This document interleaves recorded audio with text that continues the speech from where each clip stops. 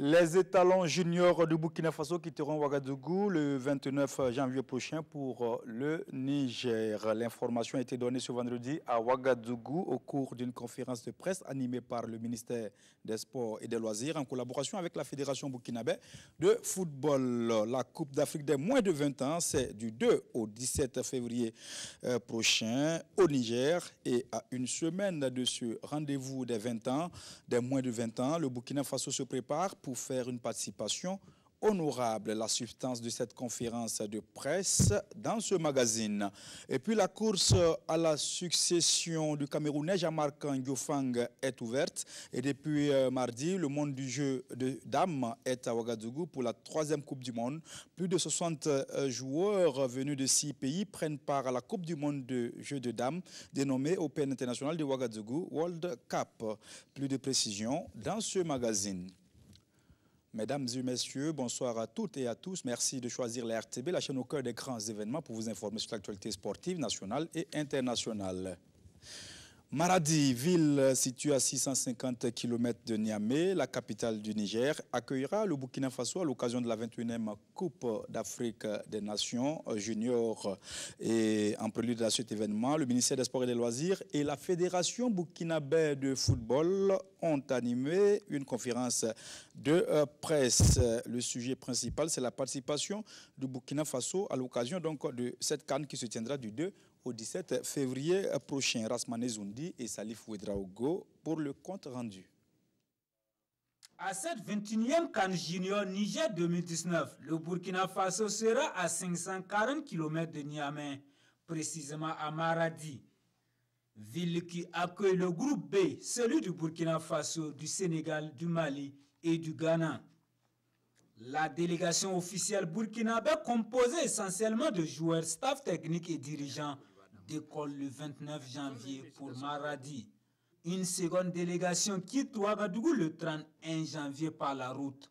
L'Union nationale des supporters des étalons, la Fédération burkinabé de football, le ministère des Sports et des Loisirs et les journalistes composent cette équipe.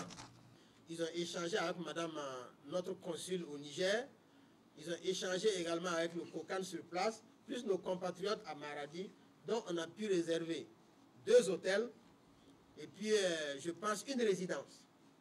Donc, bon an, mal an, chacun doit pouvoir avoir un gîte. Bourema-Si a également saisi l'occasion pour porter à la connaissance du public la volonté du Burkina à se porter candidat pour l'organisation des 23e Jeux africains en 2023.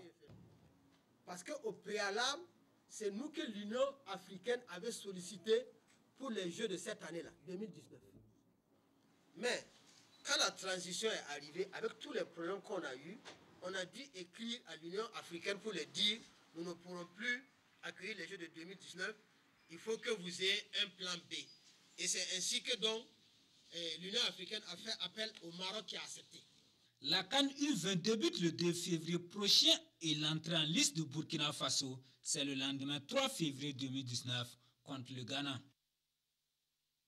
Et pour parler de cette CAN junior et la participation du Burkina Faso, je reçois sur ce plateau Kalfa Ouattara. Kalfa, bonsoir. Bonsoir Jean-Maurice. Alors déjà, les étalons juniors participent à cette CAN. Qu'est-ce que les Burkinabés peuvent attendre de la participation du Burkina? Oui, les Burkinabés ont le droit d'attendre une bonne prestation. Comme vous l'avez dit dans les titres, c'est une prestation honorable des U20 Burkinabés. Parce qu'on ne va pas dans une compétition pour en tout cas juste participer. Aujourd'hui, le Burkina a un certain quota au niveau africain et l'équipe a en tout cas le prouve. Et je crois que du côté des équipes inférieures, juniors et cadettes, c'est vrai, il y a longtemps qu'on a préparé à une CAN. La dernière CAN en junior, c'est en 2007. En 2007, il faut le dire, au Congo, ça fait longtemps. Et cette fois-ci, le Burkina y va avec la volonté certainement de pouvoir faire une participation honorable. Et je crois que le président de la Fédération burkinabé de football, le colonel Sita Sangaré, l'a dit. Il n'y a pas question qu'on aille, en tout cas, montrer un mauvais visage du football burkinabé. Aujourd'hui, c'est un football qui monte, un football qui essaie, en tout cas, de titiller les sommets. Et quand on regarde Jean-Modeste Ouedraogo, l'argent qui a été, en tout cas, englouti pour la préparation, il n'y a pas de raison que l'équipe junior du Burkina Faso n'ait pas fait une bonne préparation. Parlons de préparation. Oui. Qu'est-ce qui a été fait pour que les étalons juniors puissent bien se préparer, mieux se préparer pour aborder cette compétition? Oui, on va dire, déjà, le tournoi, il faut a été un tremplin pour pouvoir donner de la compétition aux étalons juniors. 50 millions ont été mobilisés pour la circonstance. Jean-Modeste, on connaît les résultats, mais on va dire toujours que l'objectif, c'était de préparer Niger 2019. Et tout récemment, les étalons juniors sont rentrés du Togo. Et il y a eu 2 matchs amicaux du côté du Togo. Tous se sont soldés par des résultats nuls et des résultats on va dire nul, parce que le Burkina a joué d'abord avec une équipe de 2e division, 1-1, et le Burkina a joué ensuite avec les U20 du Togo, 2-2. C'est ce qui a soldé un peu la préparation du côté de Lomé. On se rappelle encore de ce match amical livré contre Salitas, ici même à Ouagadougou. Mais moi, en fait, ce qui est un peu difficile, c'est qu'aujourd'hui, on ne sait pas avec quel visage le Burkina va aller. Et c'est vrai, nous sommes journalistes sportifs. Mais nous sommes juste à une semaine, Kalfa. Nous sommes juste à une semaine. C'est vrai, mais pour le moment, parce que quand on regarde l'effectif qui était du côté du Ghana, ce n'est pas le même effectif que l'on retrouve aujourd'hui. C'est vrai, et du côté de Lomé pour la Coupe IFOA, parce qu'à la fin, on a senti Séraphin Dargani un peu déçu de la participation de certains de ces joueurs qui ne lui ont pas donné satisfaction. Il a dit qu'il comptait sur les internationaux. Et Jean-Modeste Ouedraogo, aujourd'hui, la question des internationaux, c'est une question un peu difficile parce que pendant la CAN, ce n'est pas des journées FIFA. Et ce n'est pas évident qu'un joueur qui a un rôle majeur dans son club puisse venir. Et je crois que ça reste une équation pour l'entraîneur Séraphin Dargani. Des convocations ont été envoyées.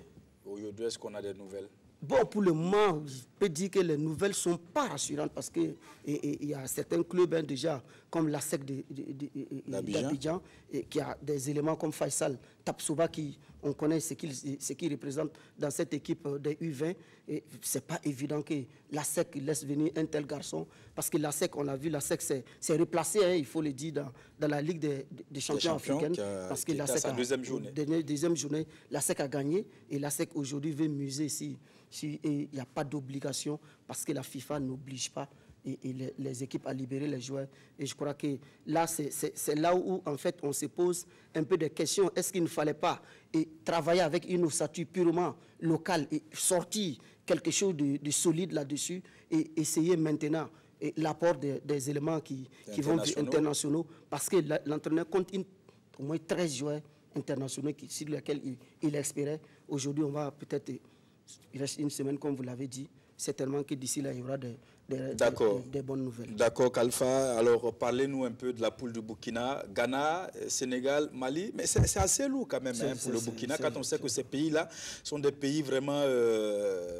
qui travaillent vraiment dans la relève. Oui, quand on regarde, c'est des pays, et quand on regarde les petites catégories au niveau de ces pays, c'est des pays qui tout le temps inscrivent les noms au niveau de ces CAN juniors, CAN cadets. C'est des pays qui, aujourd'hui, quand on fait un peu jeter un coup d'œil sur le rétroviseur, Jean-Modeste, depuis 2007, nous ne sommes pas y allés. Ces pays ont été présents, il faut le dire, et c'est des pays psychologiquement ont un ascendant sur les Burkina. À l'UFOA, on s'en a rencontré même ces pays.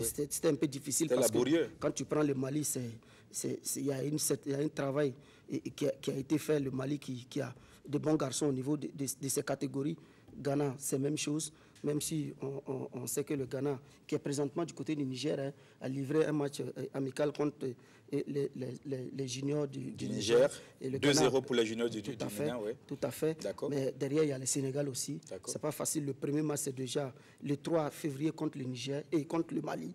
Et le Ghana, du moins, et Jean-Modeste, je crois qu'il faut réussir une bonne entrée et le reste, la négocier. Parlez-nous de la poule A, basée du côté donc, de Niamey. Oui, une poule, on va dire, qui reste toujours difficile parce que les ténors sont là. Et ça ne va pas être simple. Mais quoi qu'on dise, c'est une compétition africaine et il faut aller avec tous les armes qu'on a. Et je crois que 2 poules, Maradi et puis Niamey, on attend de voir. Il y avait donc du foot ce vendredi à Ouagadougou et là, on jouait à Bobo également, un match avancé de la 16e journée. Oui, tout à fait, une 16e journée excusez, hein, qui marque la reprise du championnat national de football de première division. Qui avait observé une trêve, effectivement. Oui. Donc du côté du stade du 4 août, allez-y, toussez franchement pour du côté du stade du 4 août, voilà. Il y avait 2 matchs avancés. En première rencontre, l'USFA et l'AS Douanes ont fait jeux égal. On va donner les résultats en attendant de revenir ici et les rencontres en images. Et le RCK a réussi une fois de plus à battre l'ASEC de Koudougou. 1-0 et Zoumana Traoré, qui l'avait marqué lors du match, allait à récidiver ce soir encore. Et du côté du stade Ouobi, le RCB a pris le meilleur sur l'Aspagne, les gars. 2-1 et Jean Modeste, une 16e journée qui se poursuit demain avec 5 rencontres au programme. Et à Saponé, Majestic sera opposé à l'Étoile Filante de Ouagadougou et à Banfora, l'ISCO de Banfora qui est mal au point, et en tout cas reçoit l'AS Police qui n'est pas aussi mieux classé. Et au stade Issoufou Joseph Konombo, l'actuel leader du Faso Foot, Sanitas FC sera aux prises avec l'AS Sonabel et à 15h30 et à 17h45, l'ISO sera face à la GEP, les mal placés, et Jean Modeste et Abobo Djoulasso, la SRB, la tenante du titre en tout cas, et sera reçu par Paraïmo. C'est un derby. Oui, alors, quels sont les autres rendez-vous rapidement? Les rendez-vous qui méritent quand même un déplacement. Oui, un déplacement, il y a la D2 aussi, il faut le dire, qui se joue dimanche. On va passer un peu rapidement sur quelques oppositions, COSAF Santos et Léopard 5 Ami ASK.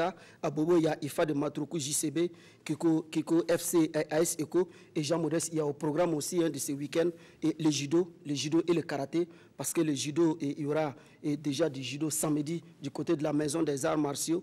Il y a le tournoi de la Ligue du Centre de Judo, qui est organisé par la Ligue du Centre de Judo avec le président Sandago Abel Cabré. Il faut dire que la compétition démarre à 8h et les finales sont prévues à 16h du côté de la Maison des Arts Martiaux avec un parrain comme Prince Hakim et le patron, c'est autre que le directeur de cabinet du président du Faso, Seydou Zagré. Et la Coupe de l'Ambassadeur, c'est en judo et en karaté, c'est ce week-end également et c'est dimanche soir, toujours dans la Maison des Arts Martiaux. Et Jean-Modeste Ouedraogo, il faut dire qu'il y a également du basket pour aller un peu vite, parce que le basket rend hommage à un coach Laurent Nekema, et en son honneur, en tout cas, en hommage à ses coachs. Et il y a un tournoi de Laurentistes en basketball qui est organisé demain samedi et du côté de Marianne Gouabi. Et je crois que tous ces événements méritent le déplacement.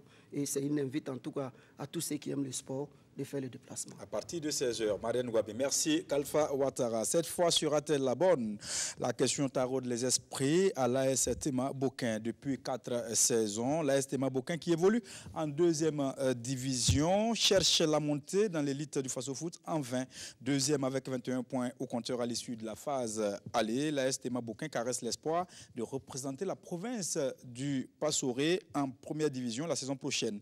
Comment cette équipe prépare-t-elle la reprise du championnat afin de réaliser ce rêve? La réponse avec Gérard Sommet et Kalfa Ouattara.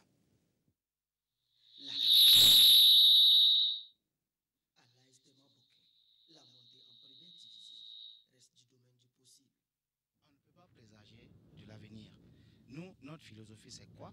C'est de prendre les choses jour par jour, match après match. On fait ce qu'il faut et à la fin, on fait le compte. Comme je dis toujours, nous ne sommes pas là pour remplacer Dieu et dire nous allons être, nous serons, nous ferons ceci. Non. Pour ce qui est de demain, personne ne sait. Mais nous voulons vraiment.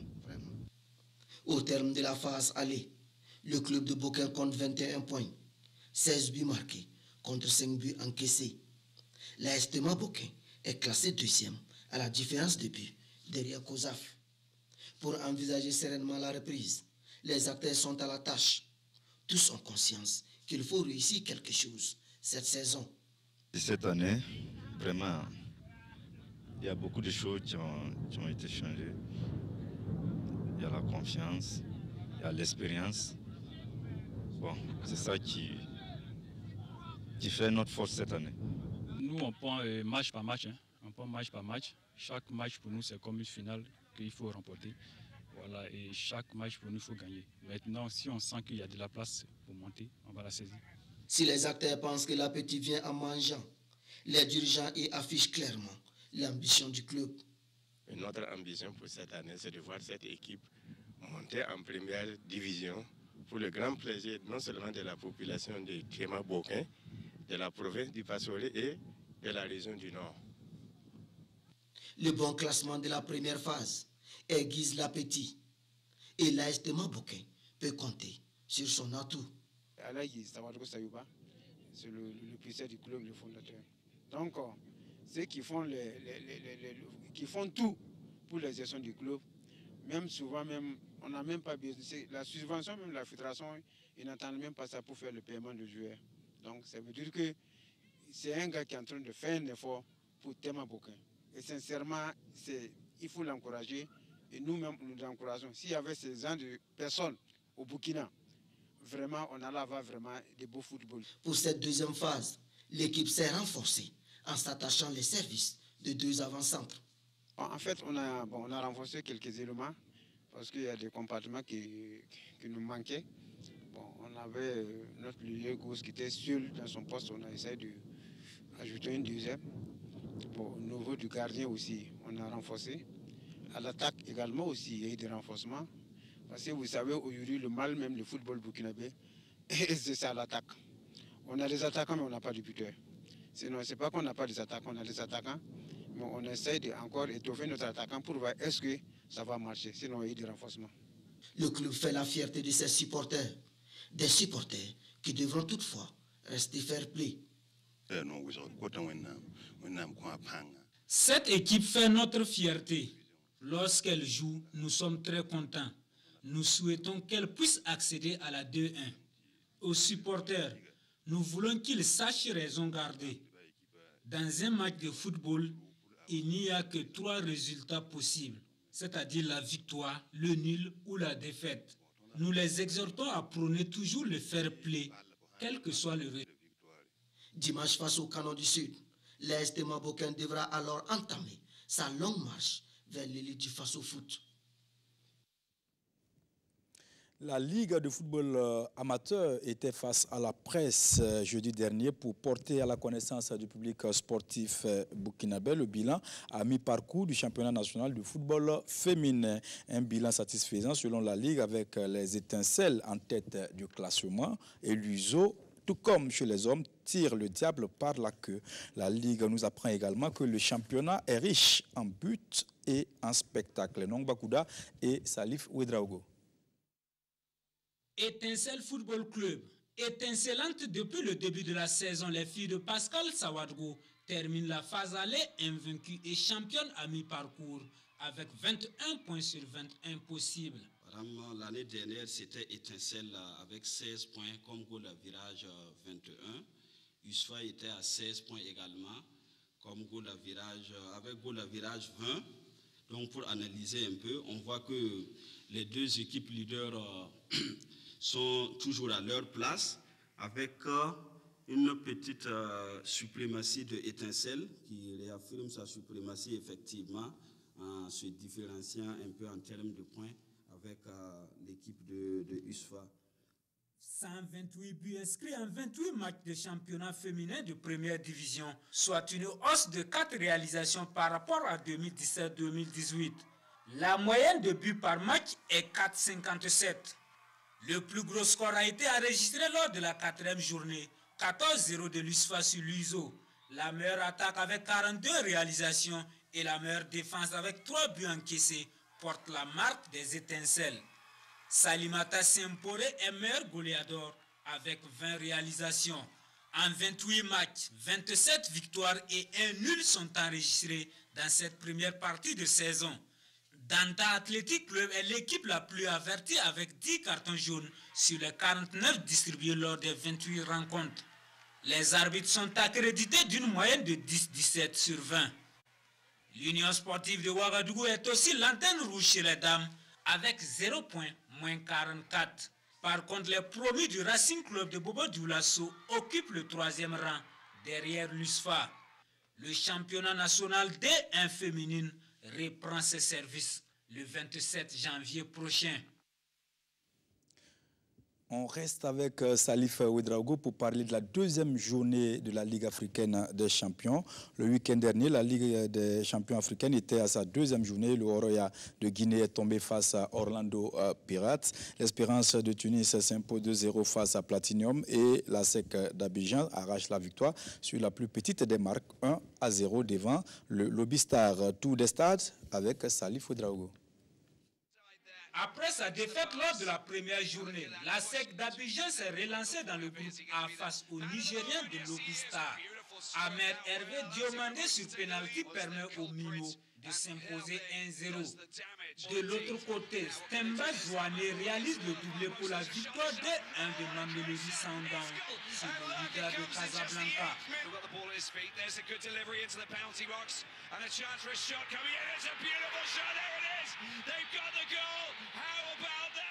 Dans le groupe B, le tenant du titre, l'Espérance de Tunis, prend le dessus sur la formation zimbabwéenne FC Platinum. Score final 2-0 grâce au doublé de Taha Yassine Kenissi. Dans le même groupe, Orlando Pirates d'Afrique du Sud écrase le Oroya de Guinée par 3-0 avec également un doublé de Justin Chonga.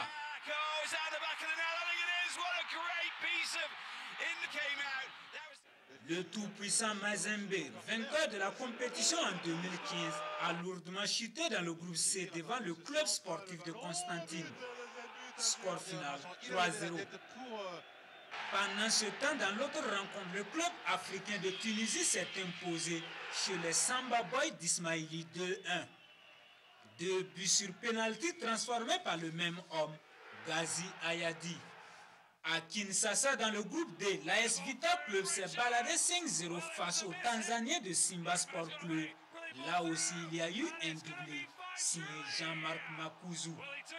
Les Algériens de Jeunesse Sportive de Saoura et les Égyptiens d'Al Ali se sont quittés sur la note d'un but partout.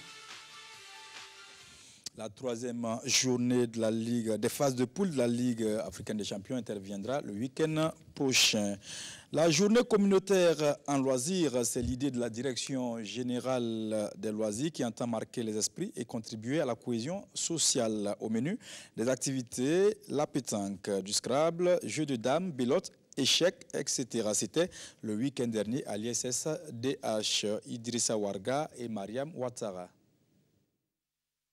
Le monde du loisir veut apporter sa pierre à l'édifice paix et cohésion sociale au Burkina Faso. C'est donc l'idée qui sous-tend la présente journée communautaire en loisir.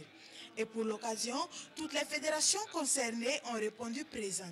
Scrabble, pétanque, jeux de dames, jeux d'échecs et belote, entre autres, étaient au menu de cette journée riche en communion et en partage, le tout dans une ambiance de fête. La journée communautaire en loisirs s'agit donc d'une journée organisée donc à l'intention des populations de notre pays en général et des populations de Ouagadougou et ses environs en particulier pour, j'allais dire, décompresser, pour déstresser, pour permettre donc à ces populations-là, en tout cas, d'améliorer leurs conditions de vie, parlant donc côté détente, côté divertissement.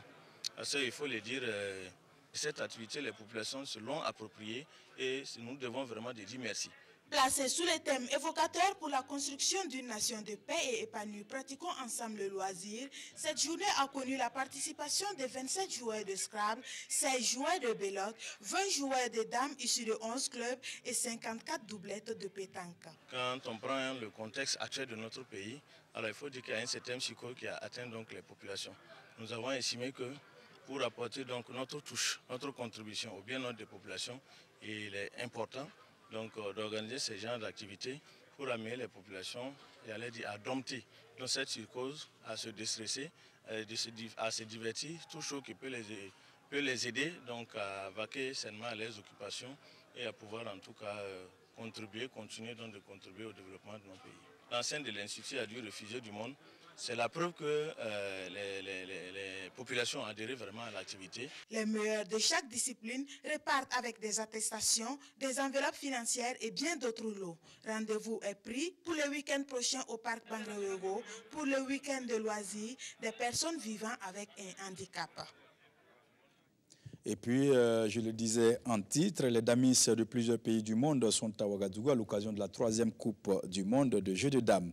Les meilleurs damis du monde sont dans la capitale burkinabé pour la bataille au sommet et la course à la succession donc, du Camerounais Jean-Marc Ndiofang, tenant du titre, est lancée. La cérémonie d'ouverture officielle a eu lieu ce mardi à Ouagadougou en présence de Moussa et Salif Ouedraogo. Jean-Marc Ndiofang, grand maître international, champion en titre, est de retour sur le lieu de son dernier sacre, histoire de confirmer. Vous savez, comme dans tout sport, plus facile d'accéder au sommet, mais plus difficile de s'y maintenir. Mais je suis là, je vais donner le meilleur de moi pour éditer l'exploit. Ils sont une soixantaine de damistes, dont 3 Russes en lice pour la succession de Ndiofang à l'Open international de Ouagadougou, devenu World Cup 2019. Cette 3e édition, parrainée par le président de l'Assemblée nationale, s'inscrit comme un tournoi qualificatif aux Jeux mondiaux de l'esprit prévus en avril prochain en Chine. Il y a déjà des qualifiés, mais il y a toujours des places à prendre. Donc déjà, ça va aussi monter un peu la pression sur les joueurs. Le tournoi n'appartient plus au Burkina, c'est la Fédération mondiale qui organise, qui programme et qui organise. C'est le lieu que vous allez trouver un directeur, un ministre avec un planton. C'est le lieu que vous allez trouver un mécanicien. Toutes les couches de la société se retrouvent. En somme, c'est le lieu par excellence du dialogue. C'est un centre où des jeunes, des femmes, des personnes âgées se retrouvent pour discuter, échanger et en jouant en même temps. L'Open international de Ouagadougou World Cup connaîtra son vainqueur le 30 janvier 2019. Bonne chance, messieurs. L'association des élèves et étudiants handicapés du Burkina célèbre la journée internationale des personnes handicapées en différé. Cet après-midi, ils ont arpenté les artères du quartier Wemtenga autour du sport pour revendiquer l'inclusion et le respect des droits des personnes handicapées.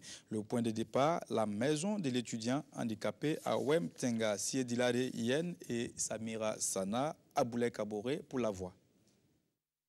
Les personnes handicapées unies cet après-midi autour du sport pour revendiquer l'inclusion et la promotion de leurs droits.